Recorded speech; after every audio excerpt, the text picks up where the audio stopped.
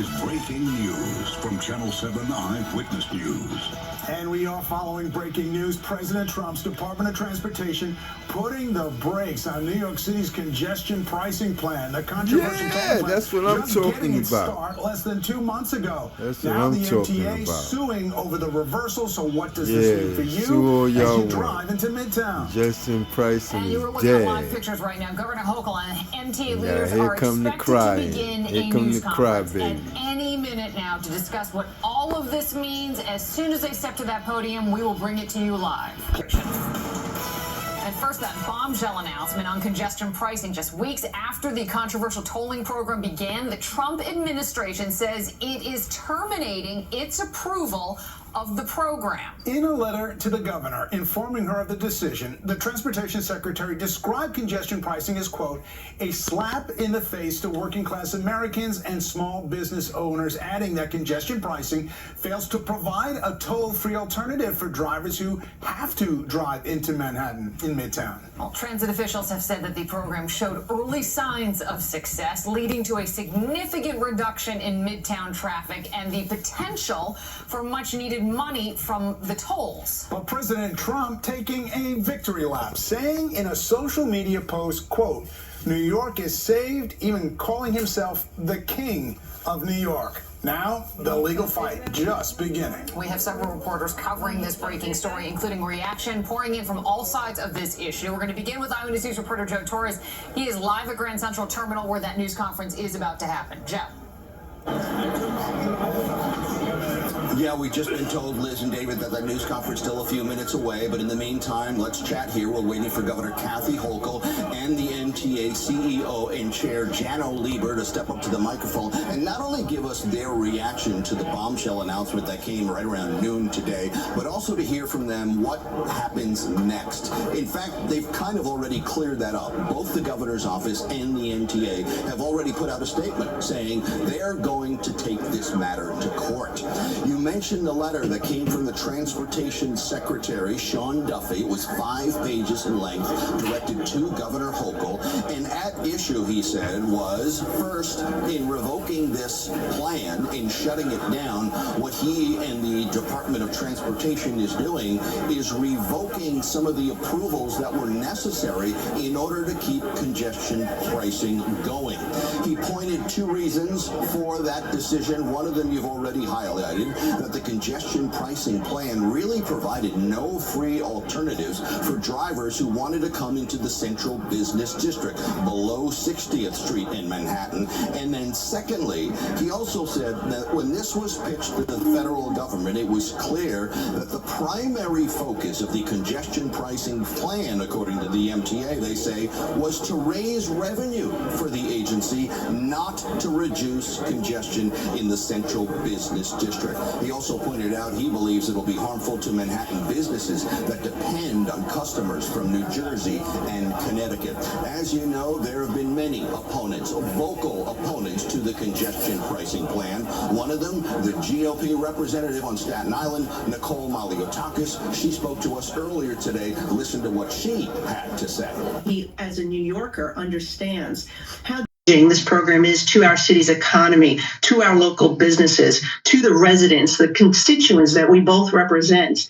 This was an unfair toll, particularly considering the residents that I represent in Staten Island. They are already tolled to connect to the rest of the city. And this was a double toll that they were facing to go into the center of the city in which they live. And so for the people I represent in Staten Island and Brooklyn, this is a good day, and it was very unfair what this governor did in terms of tolling not just my constituents, but think about the first responders, the restaurant workers, the nurses, people going in for medical appointments, and they have to go in at all sorts of odd hours. And they didn't feel safe riding the subways of New York City, and we had... Now, you've also heard those same comments echoed from Bruce Blakeman, the Nassau County executive, as well as from legislators in New Jersey as well. We're just getting a heads up that we're 2 minutes away from the governor coming here. The governor and Janno Lieber, the MTA chair, they've been quick to defend the plan. And David and Liz, keep in mind, congestion pricing has been in the the works and effectively started on January 5th. And the data from the MTA already points to reduced traffic in the central business district, faster travel times for the people who are in the district, and increased speeds for bus drivers and emergency vehicles. So there's still a lot to unpack here as to where we're going to go next with the governor and Jan Oliver. You're going to hear from Josh Gottheimer, the representative in New Jersey. You remember that Governor Phil Murphy also wrote a letter to the president on Inauguration Day pointing out the problems and the issues that New Jersey has with this. But that's where we stand at the moment. As soon as this news conference here at Grand Central Terminal gets underway, I'm sure you'll take it live. So David and Liz, we'll send it back to you. All right, Joe, we will be back with you in just a few minutes when that news conference starts. Meanwhile, some of the loudest voices against congestion pricing are from folks who live in the suburbs, and that includes drivers and officials on Long Island. Shantae Lands is live in Carl Place on Long Island, continues our coverage now. Shantae. Well, Liz, this is a copy of that letter that Governor Kathy Hochul received that both you and David mentioned. In it, on page 2, it cites the town of Hempstead's lawsuit as part of the reason for canning congestion pricing. 6 weeks into New York City's congestion pricing, and there's a sudden halt. The administration under President Donald Trump is now revoking federal approval of New York City's congestion pricing program, the first of its kind in the nation, fulfilling Trump's campaign promise to reverse the policy that tolls drivers $9 per day who enters Manhattan's busiest street. Yeah, well, that's great. Yeah, part of congestion pricing is killing a lot of people. Congestion pricing is terrible for businesses because if it costs people... At 1:01 p.m. today. All right, we're going to go ahead and listen to Governor Kathy Hochul about her reaction to the congestion pricing being ended. Secretary Duffy announcing their attempt to end the congestion pricing program in the state of New York. At 1:58 p.m., President Donald Trump tweeted, "Long live the king." I'm here to say New York hasn't labored under a king in over 250 years. And we sure as hell are not going to start now. The streets of the city where battles were fought, we stood up to a king, and we won then. And we will, in case you don't know, New Yorkers, when we're in a fight, we do not back down, not now, not ever. Because who are we fighting for here? We're fighting for our residents, our commuters, our riders, our drivers, our emergency personnel. Life has gotten better. Those who have asthma, people with illness. That's who we're fighting for. And the 6 million people who use the MTA to get to their jobs and their lives and their doctor appointment, nurses, doctors, EMTs, all the people we need to get to their jobs in a reliable way, they're now going to be affected. Boo! I also have to raise a question. I want to hear that shit. As I look at the pretense for this rejection, and we have a lot of legal reasons why we know we're going to be victorious. Boo! But they actually cited the will of New Jersey. Yay, New Jersey. Didn't want this. Ignoring the will, the people who live here, they're elected leaders in Albany, and all of a sudden, the Trump administration is citing, well, New Jersey wasn't happy, okay? I'll talk about that later. But here's what I want to also say. I don't care if you love congestion pricing or hate it.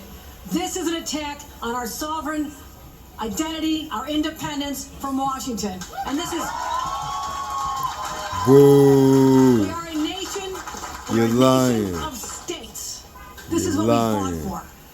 These are people like Alexander Hamilton. I didn't ask for this. To set up a system we are not subservient Bed-Stuy asked for this. Out of Washington.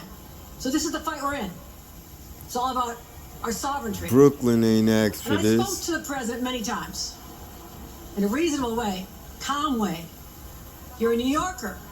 You know how essential it is to have safe, reliable public transit, or else this system shuts down.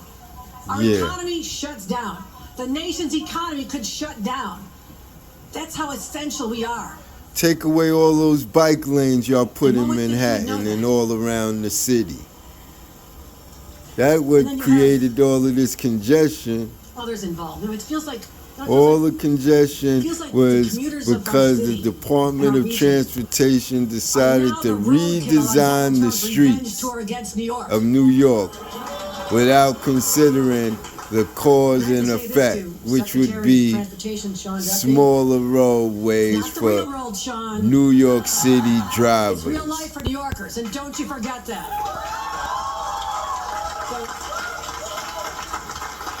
So, we're in fight mode. Within seconds of us getting this notification, our MTA was prepared. We knew this could come. Bring it on, Filed a bring lawsuit it in on. minutes. I'm very Don't confident we'll be worry. successful. I And I guarantee also you want to you're say, not. the cameras are staying on. We are keeping the cameras on. Oh, you gonna defy? Okay, I hope you end up with your goddamn ass in the fucking, yeah. Keep the Last thing I'll cameras say, on.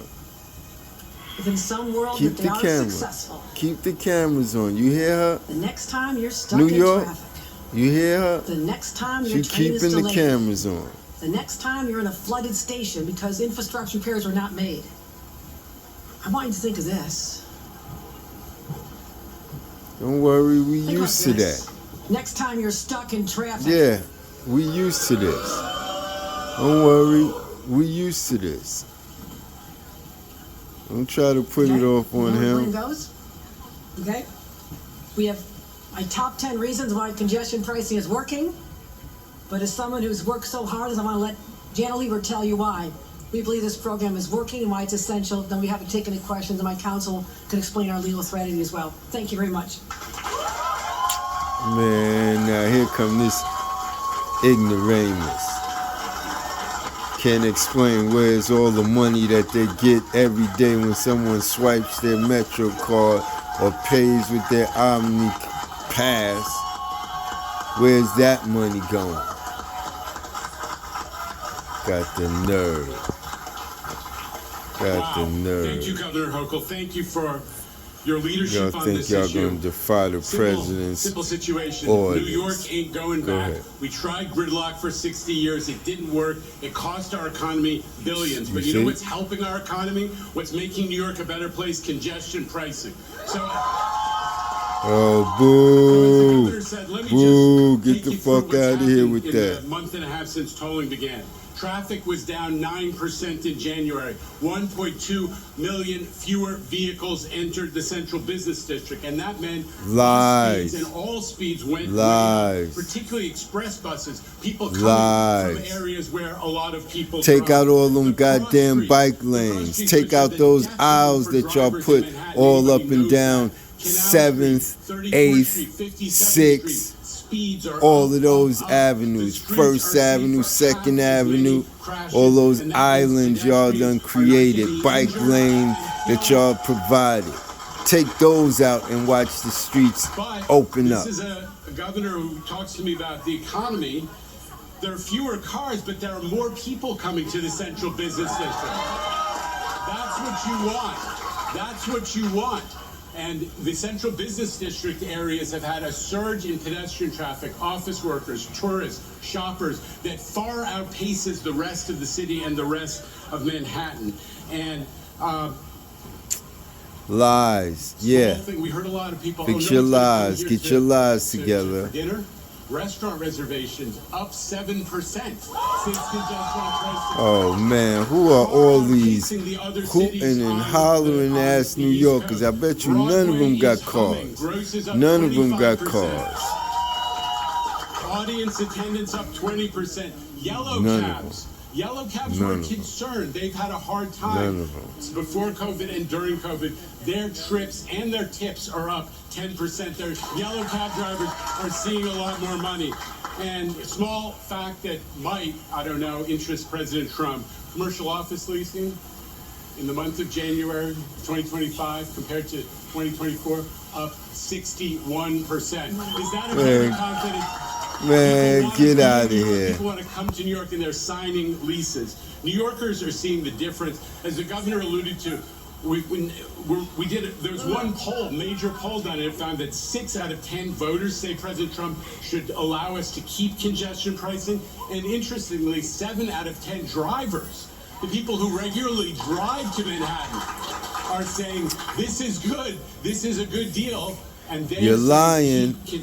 Not from this Brooklyn driver. You're lying. Study, a 4,000-page you're lying.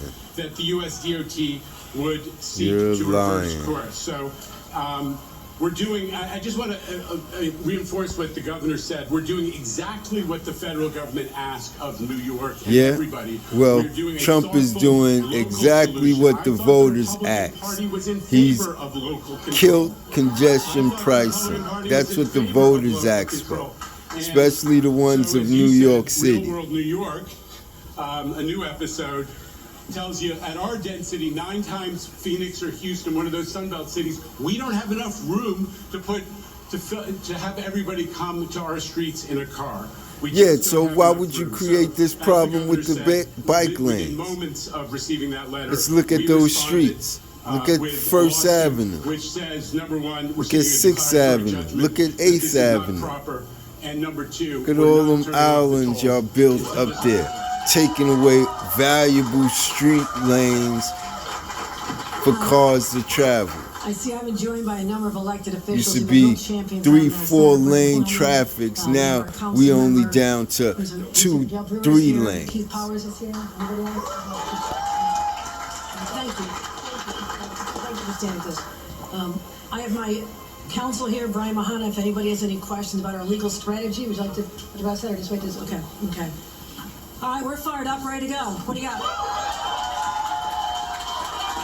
We'll take a couple of questions. Allie Bauman back there in the blue, CBS 2. Allie. Governor Hochul, I wonder if you think that it's a coincidence this letter came on the same day that Mayor Adams was in court over the DOJ trying to remove the case against him, or if you think the Trump administration is trying to send a message in sending this letter today. I have no clue. All right, there's Bernadette Hogan right down in front row, New York 1. See if we get a mic. Where's Ray? Got a microphone for you. Okay. Governor, you canceled a meeting with Donald Trump last week. Do you regret doing that, where you could have maybe struck a deal with him? And would you still be willing to strike a deal with him now if he agrees to give the $13 billion or whatever it would be if congestion pricing is turned off? Bernadette, there is no connection between me saying to him last week, the day he invited me to come down to have this conversation, which I have been pursuing, and then 3 hours later, I see on national television that his Attorney General Pam Bondi is now saying she's filing charges against me as governor of New York. I called up the president and said, I'm not coming down tomorrow. I don't know what your plan is. You're gonna slap handcuffs on my goddamn hands? So I'm not coming down, but I will be back later in the week, which will be this week, when our national governors gather. And he said, that's fine. We'll get together and we'll talk. That's why I know it has no bearing, despite the premise behind the question. All right, hey, no, we got to move on. We got to move on, Bernadette. Mara Gay here from the New York Times. I'm not going to stand here and make deals. There's one person who wants to talk to me. I'll see him in Washington. Governor, have you spoken to the president today since that letter came? Do you believe he's trying to, do you believe he's trying to hurt New York City? And who is really in charge of New York City's government right now? Mayor Adams is the elected mayor of New York City. I'm the governor of New York. New York City is a subdivision of the state of New York. I also have responsibilities to make sure the services are provided to 8.3 million people that I also represent. I'm not concerned about that. There is a path forward to make sure we stabilize this city and its government. That is unrelated to this. I'm happy to talk to the president at any time, and that's all I'll leave it at. What was it? Sorry, do you believe that the president of the United States is trying to hurt New York City and its economy? I said that I think our commuters are the roadkill on his revenge tour. Yes, I do. All right, Ramsey Khalifa back there. Ramsey from Gothamist WNYC. Ramsey. Governor, are you concerned that this is just the start of more punitive cuts down the road from the president? I mean, what have those conversations been like? As you mentioned, for example, Penn Station and the future of that facility and that infrastructure. I'm the one who raised those issues to him. I spoke to him as a fellow New Yorker, as someone who knows this city better than any president since FDR. I talked to him about my vision, which could be a shared vision, to make major infrastructure investments here in this great city, looking at a place like Penn Station to make it be a gorgeous, spectacular place, expanding the 2nd Avenue subway up to Harlem so people can get good paying jobs without spending half the day commuting down to Wall Street. I talked about the Interborough Express, why people from Queens and Brooklyn have to come into the city to go to their jobs or their home. I've shared with him a vision. I actually put together a beautiful PowerPoint. It's got a lot of nice pictures. I plan on handing that to him when I see him this week. So I still believe there's an opportunity, because I never say never. I'm not going to presume that he's going to try to continue to undermine our integrity as a New York State, especially when they see we're not going to bow to the king. Never have, never will. So that's the message I'm delivering. All right, Jenny Kane back there from the Associated Press. Jenny, AP. Oh, thank you. Well, since we have been talking about Mayor Adams, can you share with us your latest question? No, we're gonna move on to Evan Simko-Bednarski from the New York Daily News. Governor, the president has characterized the conversations that you had leading up to this as discussions, negotiations. Given what happened today, was he negotiating, was he discussing in good faith? Can you talk about what, if anything, he offered? No, I cannot. I'm not going to divulge private conversations other than I know my objective.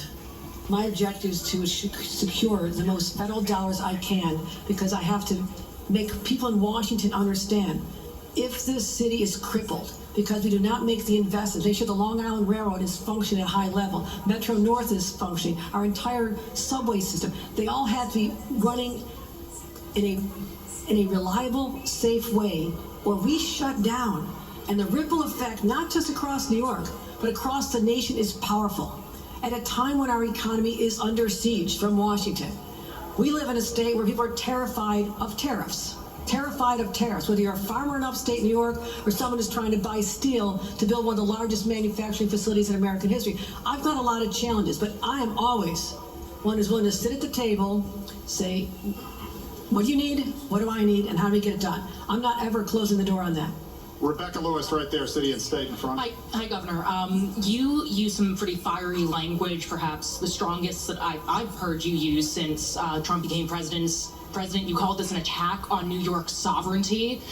Is this marking a new era of your approach to the Trump administration? Should we expect to see more resistance from you to things that he's doing, or are you still going to continue your strategy of trying to find middle ground and, maybe not poking the bear? I think the bear's been poked. But I'm saying this. I want you to know this. I have said on national shows, I've been asked countless, are you leading the resistance? No, I'm governing the great state of New York. I will continue taking on the issues when they have an effect on New Yorkers. I don't need to be playing whack-a-mole every time something crazy comes out of Washington. You need to see me doing a press conference or tweeting about it. That's not how I have effective leadership. I need to pick my fights. And as someone who's watched, well, I watched a lot of First Blood, okay? You probably don't know what it is. Everybody watched First Blood? Someone draws First Blood, you respond. I didn't draw First Blood, okay? There's a response that's required when someone comes after you. Someone just came after my state, and now I have to step up on this issue. If there's another area we can have collaboration, cooperation, serve our mutual constituents, because he does represent New York at the federal level, I'm up for that. I'm willing to sit down and work hard to do that. So I'm not trying to put myself in a different, cast a different lens about me. I realize one thing as she speaks. You came after New Yorkers. See? You came after New Yorkers. Why didn't she say anything to Joe Biden when he unleashed all those illegal aliens into New York City? Why didn't she step to the mic just like she's doing now? And what happens in court? How Riddle long me that. are we going to have this battle in court? Do you predict? On the issue of immigration, she was silent. All of those things. I'm going to let my counsel give you some insight into the legal process. Brian Mahana. That's why Eric Adams now is dealing with the DOJ, because he was by himself speaking about the issue. And we're seeking a declaratory judgment, making clear that the congestion pricing program is fully authorized. Obviously, that will take some time, but until a judge rules, these cameras are staying on, and we expect the judge to rule in our favor. We get time for one Ignore the fact that the Department of Transportation, the United States Department of Transportation, oversees the New York State Department of Transportation, and they said kill it. The second part of the question, because I said that's another day, but you know. They said kill it. So there's no way that this program is going to stand up to in court. The subordinates are gonna supersede the supervisors. All right, thanks everybody. Thank you so much. I just want to say one more thing. You talk about other states. Again, in case you didn't pick this up, the weak legal theory that they have come back with us, and we know we can defeat, also is predicated on what New Jersey wants. Think about that. I'm so happy people from New Jersey come here. About 80% come by public transit, right, Jano? About 80%, they already take public. I want to make sure that there's a world-class program for our New Jersey guests and commuters. But in what world should we be standing down the will of another state, right? I mean, that just doesn't happen. I mean, I personally would like to have all the New York teams playing in New York, okay? I'm not proposing that the federal government go annex the Meadowlands, but so there's a certain respect you have that you need to have for the boundaries of our states. So New Jersey residents, come, you're welcome, but you're not forced to come here. This is the flaw in their argument. They have choices. Keep coming, we love you, that's great. But the people who live here, who are real New Yorkers, they're the ones who I have to listen to, and I will always fight for. Thank you very much, everybody. Thank you. Well, listen to me. Let it be. To a lively news let it go down. With Governor Let Hochul it and MTA get. Janet Lieber. Let it go to the graveyard. Congestion said, pricing quote, is dead. This is an attack on New York sovereignty. We're talking about congestion pricing and the Department of Transportation pulling its approval earlier today over the controversial tolling. And the governor's basically saying that President Trump treating New York commuters as if they are, quote, roadkill. There is a lot to unpack here, lots of questions, but essentially, while they are going to court to make sure that congestion pricing remains, they did say that it's going to be a long legal process and that the tolling will remain until we hear from a judge. Right. They do expect to take it to court. They've already filed a motion. They did that moments after learning about the government's decision. And she started by quoting Trump, calling himself the king of New York for bringing congestion pricing to an end. The governor saying, we've stood up to kings and we won that. And we are in a fight. We do not back down. This is attack on our sovereignty. Of course, we're going to continue to get reaction from this decision. And joining us now is former New York City Traffic Commissioner Sam Schwartz, known to many of us as Gridlock Sam. Sam, you have decades of experience with New York City traffic. What did you make of that press conference? Yeah, I thought it was a fiery press conference. I thought the governor was right on. This is a sovereign issue. The management of traffic, the management of roads is a state function in all 50 states. I think the federal government is overstepping here. I think New York State has gone through an exhaustive process, and we now have a program that's in effect for 6 weeks, and it is working beyond my expectations. Traffic is better. People that used to yell at me and say other things to me about congestion pricing are now saying, let's keep it. We're getting to our destinations more quickly. Cab drivers, I used to be a New York City cabbie, they're turning over the fares more quickly. The reason that they are seeing an increase in business is because they're able to get rid of that fare and then start cruising for the next fare. Broadway is up. and all other indicators are positive. The president should allow this to continue. Now, you make a very good point here, and I know that you are not a legal expert, but you are a traffic expert, and you did hear that Jana Lever singing the praises of traffic is down 9%, 1.2 million fewer vehicles in Midtown Manhattan. Cross streets are safer. The governor made the argument that the Trump administration pulled the approval because New Jersey is so unhappy with the tolling system because of how it treats commuters from New Jersey as well as Connecticut and things like that. Do you think that, considering the success that you have seen so far and that the MTA is praising, that that is going to be enough of an argument in court? Yeah, I think it's a very strong argument, and I don't think New Jersey has much of a case. New Jersey has allowed New Jersey Transit and the other transit systems within the state to deteriorate. So I don't think New Jersey should be in any way criticizing New York City and New York State for trying to improve our transit. They should get on the bandwagon. I wrote an op-ed with the mayor of Jersey City saying, let Jersey be a partner in this. And Jersey can gain a lot. They should be able to get some of the revenue. I agree with a lot of the arguments about New Jersey paying a little more than their fair share. But let's work together. And I think that the governor would be game to that. And it's kind of ironic that Phil Murphy, certainly no fan of Trump, is suddenly being hailed by the Trump administration for his astuteness on how this is affecting the people in New Jersey. Overwhelmingly, the people in New Jersey are benefiting from this. But there are still many viewpoints on this, Sam. We do appreciate your viewpoint on this. Of course, we'll be getting reaction from all sides of this as we continue to follow this story. Thanks again for joining us. Exactly. Coming up, the other news of the day, and you heard